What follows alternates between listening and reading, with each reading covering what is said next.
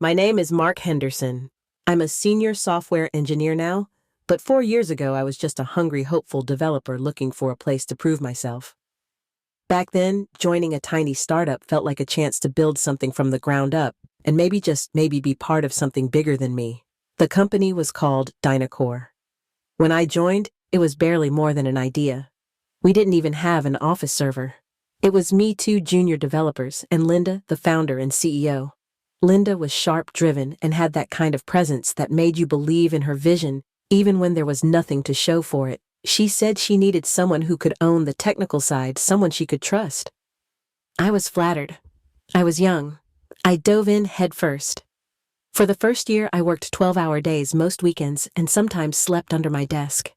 There were nights I coded until my fingers went numb, fixing bugs that no one else could even identify. I built our back-end infrastructure from scratch, implemented version control automated deployments, and kept the entire product running with almost no help. There was no budget for tools or plugins, so I cobbled things together with open-source software and sheer stubbornness. Linda would often tell me how grateful she was. She called me the backbone of the company. I believed her. We didn't have much money back then, and I didn't ask for much. When payday was late or bonuses didn't come, I brushed it off. I thought we were building for the long run. If I stuck with it, my loyalty would eventually pay off. I told myself I was investing in the future. When the company landed our first big client, I remember Linda walking into the dev room with champagne. She said we'd finally made it, and for a moment it felt like we had. I didn't take a vacation that year. When my dad got sick, I still logged in remotely from the hospital. I thought that kind of commitment meant something. By the second year, we'd grown fast. We had a dozen engineers now, a proper HR department, even a ping-pong table. But I noticed something shifting. New hires were coming in with higher salaries than I ever dreamed of asking for. I didn't say anything. I figured Linda had a plan. I told myself to be patient. Every 6 months, I'd bring up the idea of a raise, just something modest. A bump to reflect the responsibilities I had taken on. But each time, Linda would smile and tell me it wasn't the right time, that we were still fragile, that the bonuses were coming next quarter, that I was indispensable. I believed her because I wanted to. I wanted to believe that loyalty still meant something in tech. There was this one stretch about 18 months in when our entire server architecture crashed during a weekend update. It was a disaster. Clients were calling non-stop. Linda looked at me with panic in her eyes. I told her not to worry and stayed up for 36 hours straight, rebuilding everything. By Monday morning, the system was back online stable and even faster than before. She never mentioned that weekend again. Still, I wasn't bitter. Not then. I had pride in my work. I believed in the team, and I trusted that when the time was right, Linda would recognize what I'd done. She always said we were a family. That word stuck with me. Family doesn't keep score, right? So I kept giving. I mentored new hires, documented every process, and stayed late to clean up messy code others had left behind. I was the guy people turned to when things went wrong. I liked being that guy. It made me feel needed, valuable. Every performance review, Linda praised me to the skies. She said I was irreplaceable. She said I was one of the reasons we were still afloat. And still no raise, no title change. Just more responsibility. At some point, I stopped asking. It was easier not to feel the sting of another polite brush-off. Looking back, I think I was afraid to admit how tired I had become. Not just physically, but emotionally. I wanted to believe that my effort mattered. That being a good employee, a team player, someone who never made a fuss, would eventually be enough. But part of me was starting to wonder. The younger developers were moving on to better jobs or getting promoted. They had time for side projects, for hobbies. I was still working weekends, still the first one in and the last one out.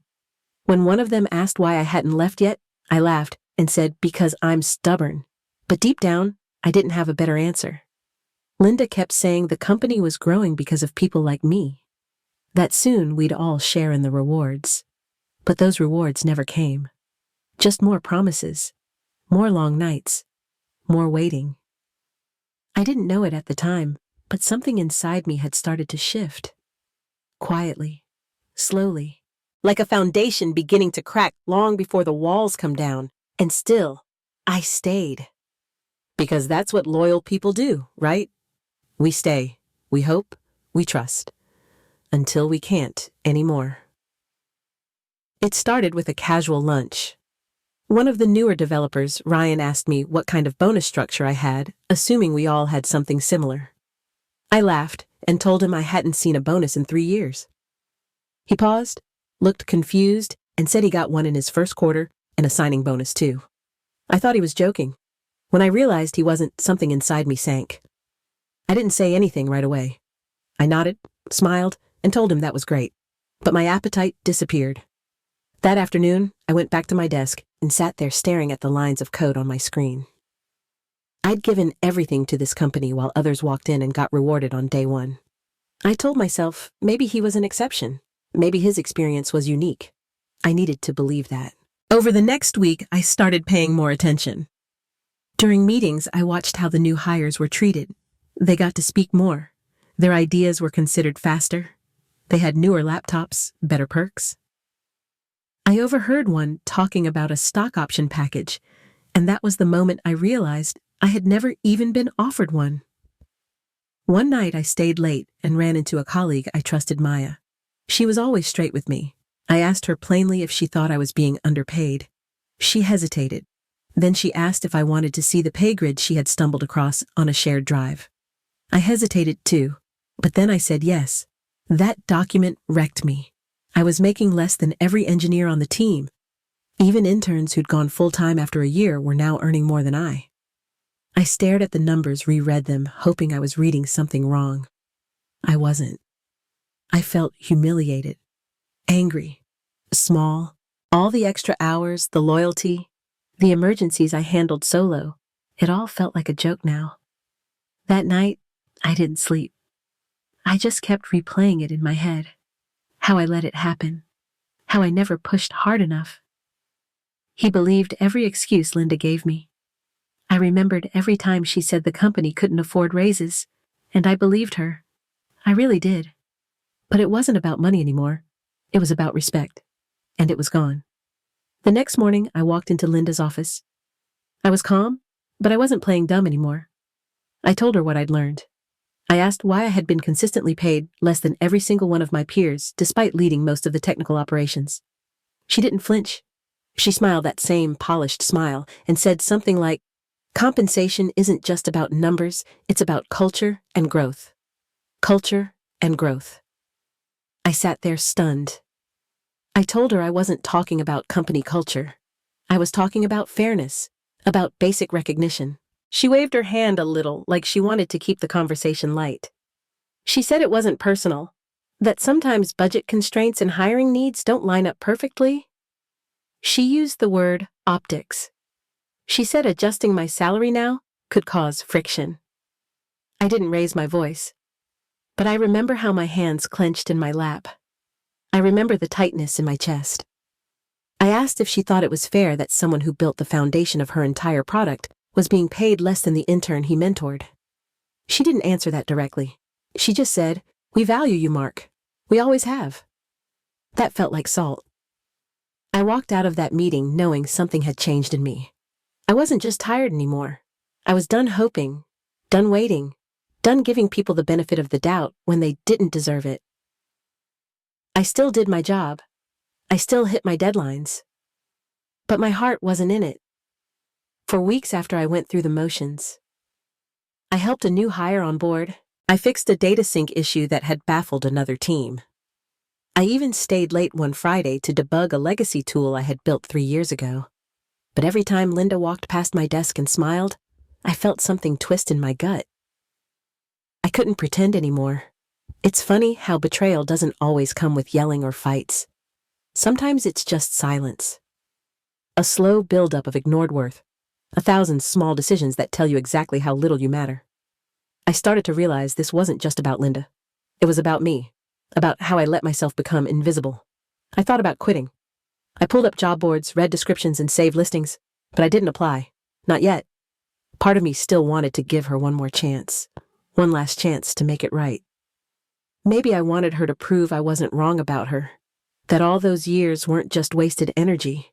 I brought it up again, casually this time. I mentioned an industry report showing average salaries for engineers in our market. I asked if there were any plans to reassess comp structures. Linda said she'd take it under consideration, but weeks passed. Nothing happened. Nothing ever did. One evening, I looked around the office as people packed up laughing, chatting about their weekend plans. I felt like a ghost, present but unseen, and I knew in that moment that if I stayed any longer, I wouldn't just lose respect. I'd lose myself. It wasn't just about a paycheck anymore. It was about dignity, and mine had been chipped away long enough. It took me weeks to actually send out a single application. I'd stare at job listings every night, scrolling through titles, skimming benefits, closing the tab. Part of me felt like I was betraying something. I'd been at Dynacor for nearly 4 years. It wasn't just a job anymore. It was a part of my identity. But that identity had started to wear thin. Eventually, I applied for 3 roles, just to see what would happen. Just to prove to myself that I still had value somewhere else. The first one ghosted me. The second sent a polite rejection. The third, though, that one moved fast. A mid-sized fintech company downtown. They were looking for a senior back-end engineer. When I saw the salary range, my heart actually stopped for a second. It was nearly double what I was making. The interview process took 2 weeks. 4 rounds, a coding assessment, a culture fit panel, one-on-one with their CTO. Every time I advanced, I felt a mixture of excitement and guilt. I kept thinking, what if Linda found out? Would she fire me on the spot? Would the team see me differently? I hated lying, but I hated feeling stuck more. When I got the offer, I didn't celebrate. I just sat on my couch, staring at the email. It was everything I'd been working toward. A better salary, real benefits, a team that respected what I brought to the table. But the fear didn't go away. I still hadn't told anyone, not even Maya. I drafted my resignation letter and saved it in a hidden folder. I picked a date 2 weeks out. I figured I'd finish the sprint, then hand it in with some dignity. I should have known nothing about this place would end with dignity. It was a Thursday morning. Just another check-in, another stale bagel in the break room. Linda walked past my desk and smiled as usual. I nodded, forced a smile back. Then around noon, I got a Slack message from HR. Linda wanted to see me in her office. Her tone was different from the start. Cold, distant. She didn't ask me to sit. She just stood by her desk and said she wanted to address something she discovered. I remember her holding up her iPad and showing me a screenshot of a browser window. It was my inbox. My personal inbox. Open a job alert email. Somehow she'd accessed my account from a shared workstation I'd left logged in the day before. I didn't even try to explain. I didn't deny it. I just stood there still. She didn't yell. She didn't get angry. But her words cut sharper than either. She said she was disappointed, that she had trusted me. My actions showed a lack of commitment and loyalty. Then she said she had no choice but to terminate me effective immediately. It felt like the floor dropped out from under me. I asked if we could talk even briefly. I told her I was planning to give notice next week. I told her I hadn't accepted the offer yet, hadn't told the team, hadn't sabotaged anything. But she was unmoved. She said my intentions were irrelevant, that just looking for another job while employed there was enough to undermine her confidence in me. She used that word again, betrayal. I remember looking at her and thinking, after everything I gave, this is how it ends, not a conversation. Not a chance to explain. Just a verdict. Cold and quick. HR came in with a paper to sign. It was a standard separation agreement. I didn't argue. I didn't fight. I just took the pen, scribbled my name, and stood up. Linda didn't look at me again. She was already opening her laptop, moving on to the next thing. Like I was already erased. As I walked out of her office, I passed the team room.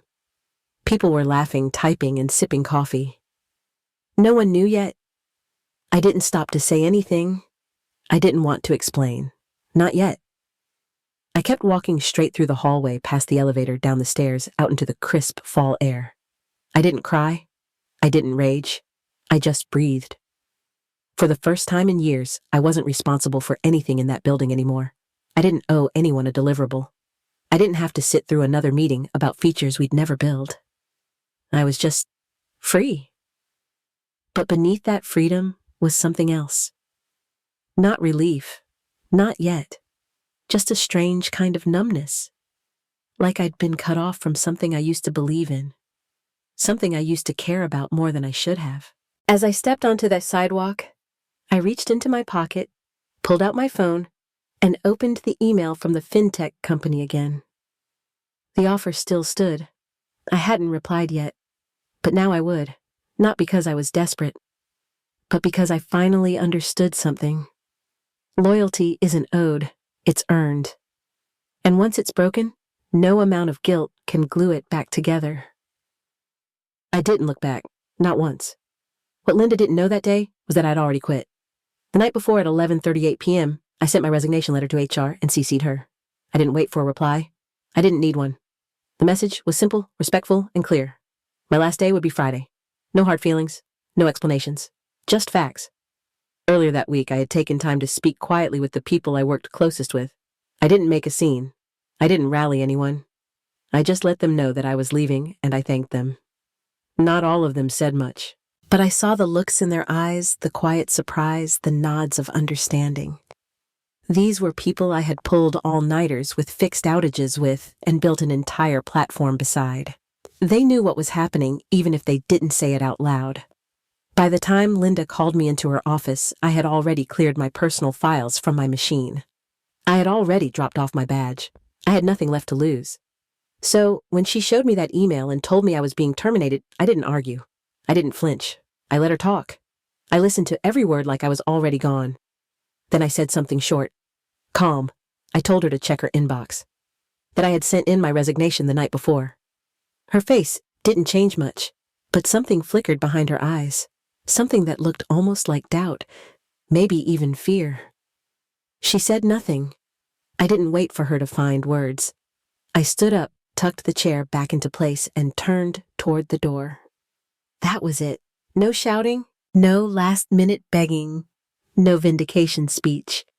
Just me walking away. Not angry, not smug, just finished. I passed by a few coworkers on the way out. A couple of them looked confused. One smiled, another gave me a slight nod. I didn't stop to explain. There was nothing left to explain. My time there was over, and I didn't need a ceremony to prove it. In the elevator, I finally exhaled. Not in relief, not even in sadness. Just a quiet release, like letting go of something I'd been gripping too tightly for too long. The doors closed. I stared at the numbers descending. For the first time in a long time, I felt weightless. Outside, the sky was gray, and the air smelled like rain. I walked past the parking lot, past the row of windows where I used to watch the sunset while debugging some broken module. I didn't look back. I just kept walking. Not because I had somewhere urgent to be, but because I was done. There's something powerful about choosing to leave before they push you out. About knowing you already took your exit on your own terms. I didn't need revenge. I didn't need to see her regret. All I needed was that moment, quiet, steady mine. The Monday after I left, Linda showed up like it was any other day. She had no idea what was coming. The office was quieter than usual, but she brushed it off. Meetings started late. A few engineers didn't log in. One had called out sick. At 10 a.m., the first resignation email came in. By noon, there were 5. One after another, the core members of the engineering team sent short, polite notices. Effective immediately. No warnings, no explanations. Just like mine. Linda tried to call them into her office, but most were already packing their things.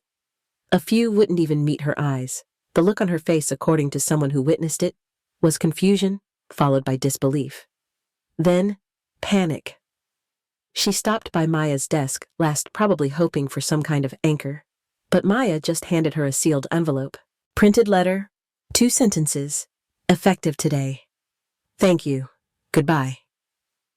Linda asked if she could talk. Maya shook her head and said one line that I heard about later, word for word. We only stayed because of Mark. That was it. The line that gutted her more than any shouting match ever could. Not because it was loud, but because it was true. For years, I had been the glue holding that team together. I hadn't asked them to follow me. I didn't suggest it, but they had all felt what I had, that the respect wasn't mutual, that their work didn't matter unless it served someone else's ego. By the end of the day, the dev room was nearly empty. Projects were frozen, deadlines abandoned. Clients started calling when they couldn't access support. Linda was forced to step in and take questions herself. She tried to bring in a couple of junior devs to pick up the slack, but they didn't know the systems. The documentation I'd written wasn't enough without the people who knew how to read between the lines. I wasn't there to see it, but I heard she stayed late that night, alone in her office, staring at the empty chairs and blinking monitors. Someone walked past and saw her just sitting there. No words, no calls. Just sitting. Maybe thinking. Maybe not. There's a kind of justice that doesn't need a courtroom. It happens quietly, in the silence that follows years of not listening, in the absence of the people you took for granted. I didn't need to hear her say she was wrong. I didn't need an apology. The walkout said more than words ever could. I never asked anyone to leave with me. But they did, not because I was perfect, not because I was in charge, but because I had treated them like people, like teammates. And that was enough. The next week, someone sent me a photo. An empty row of desks, lights off, chairs pushed back, no one in sight. Just a caption that read, Tuesday, 9:43 a.m. For the first time, I let myself smile. Not out of spite, out of peace. The new job wasn't perfect, but it felt like breathing clean air after years underground. From day one, I was treated like a professional, not a machine. My manager actually asked what I needed to do my best work, not just what I could finish by Friday. That alone changed everything. In the first month, I was invited to roadmap meetings, encouraged to give input, and thanked for contributions. I didn't realize how much I had internalized the idea that being invisible was normal. Here, people noticed the effort. They didn't just nod and move on. They followed up. They remembered things I said. I started sleeping better. My weekends were mine again. I stopped checking Slack after hours. For the first time in a long time, I didn't feel like I was constantly bracing for another task, another crisis, another apology for someone else's oversight. It felt strange. Then it felt right. There were small moments that reminded me I was in a different place now. Like when I flagged a bug during a code review, and instead of being ignored, it turned into a full team conversation. Or when I asked for an ergonomic chair, and it showed up 2 days later, no questions asked. Respect wasn't conditional here. It was built into the culture. I didn't talk much about my old company.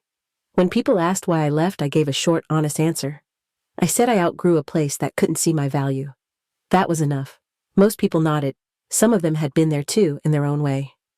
A few weeks in, I got an email from Maya. She had joined a new company and was thriving. She said leaving was hard, but watching what happened afterward made her feel justified. Linda had tried to replace the team, but word had spread fast in the local dev community. No one wanted to work there. She was still posting job openings 2 months later. It wasn't about revenge. It was about clarity. I had spent years believing that loyalty was something you gave and never questioned. That if you were a good person, you would stay, even when it hurt, even when it broke you down. But that's not loyalty. That's fear, dressed as devotion. True loyalty is reciprocal. It grows in places where trust is mutual, where effort is acknowledged, and where people are allowed to speak up without punishment. It's not something you can demand, it's something you earn again and again. Linda never understood that. She saw loyalty as ownership, as control. She believed that by giving me a desk and a title, she had my future. But people don't belong to companies. We belong to ourselves. And the moment we forget that we stop being people, we become resources. Walking away was hard. Letting go of the years, the time, the pieces of myself I left in that office, it wasn't easy. But I didn't leave empty. I carried something with me. A reminder that my value doesn't come from being useful to someone else. It comes from knowing what I'm worth and not settling for less. Linda may still be sitting in that corner office.